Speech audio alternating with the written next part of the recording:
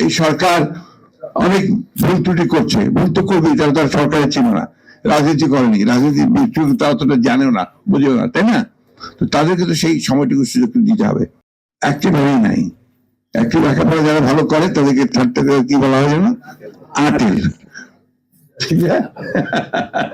তো এই পরিবেশে স্বাভাবিকভাবেই এরা যে কাজটা করেছে এটা দুঃসাহসী কাজ করেছে এবং তারা সফল হয়েছে।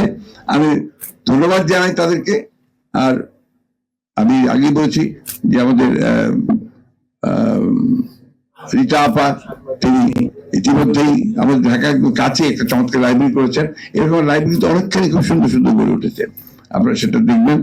আমি কথা বেশি বাড়াবো না, আমি একটা কথাই শুধু আপনাদেরকে শেষ কথা বলতে চাই যে কখনো ধৈর্য হারাবেন না, আশা হারাবেন না। আমরা কেন জানি আমাদের প্রত্যাশা অনেক, কিন্তু ধৈর্য একেবারেই কম। এই তো মাত্র কয়েকটা মাস হয়েছে, এর মধ্যে সব পাগল হয়ে গেছি আমরা। এবং দেখেন আমাদের এই সরকার অনেক ভুল ত্রুটি করছে, ভুল তো করবেই, তারা তার সরকারের ছিল না, রাজনীতি করেনি, রাজনীতি তারা অতটা জানেও না, বুঝেও না, তাই না? তো তাদেরকে তো সেই সময়টুকু সুযোগ দিতে হবে। প্রতিদিন আপনার এখন বার হচ্ছে, আপনার মিছিল দাবি দেওয়া সব বেড়ে গেছে। একদিন কোথায় ছিলে বাবা? তখন তো একটা কথা বলার সুযোগ, সাহসও পাওয়া নাই, একটা কথা বলার সুযোগ তো পাওয়া নাই, সাহসও পাওয়া নাই।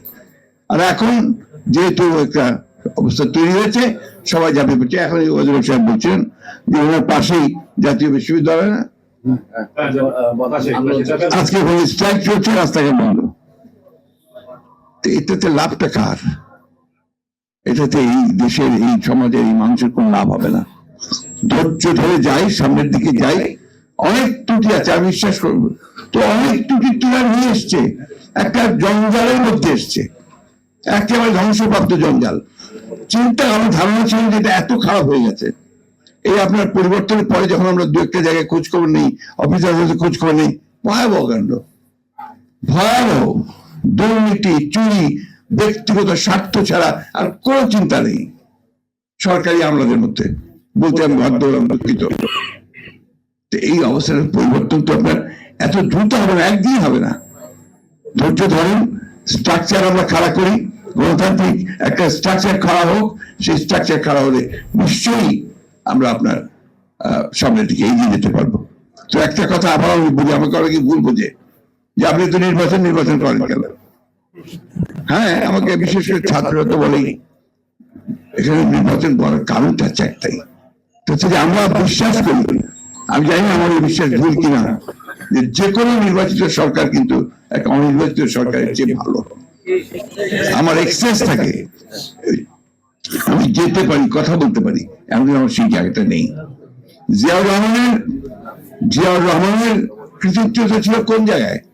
জিয়াউর রহমানের কৃতিত্ব ছিল ওই জায়গায় যে তিনি একটা একদলের শাসন ব্যবস্থা, একেবারে বদ্ধ একটা রাজনীতি এবং বদ্ধ একটা অর্থনীতি, সেখান থেকে তিনি বের করে নিয়েছিলেন। ওটাই তো ছিল বাংলাদেশের জন্য সবচেয়ে বড় সমস্যা, একদলের রাজনীতি থেকে বহুদলীয় রাজনীতি।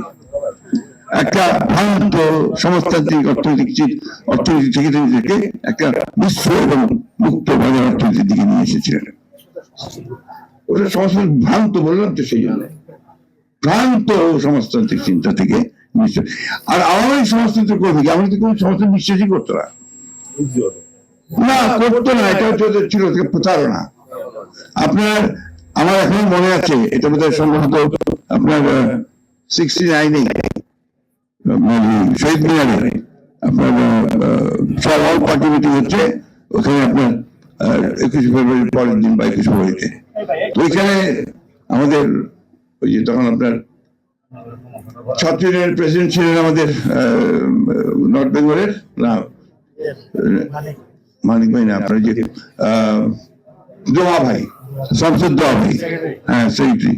তো এই বক্তৃতা করতে গিয়ে আফ্রিকা, লাতিন আমেরিকার করে এই আপনার সমাজতন্ত্রের কথা বলে মার্কিন সাম্রাজ্যবাদের বিরুদ্ধে কথা বললেন।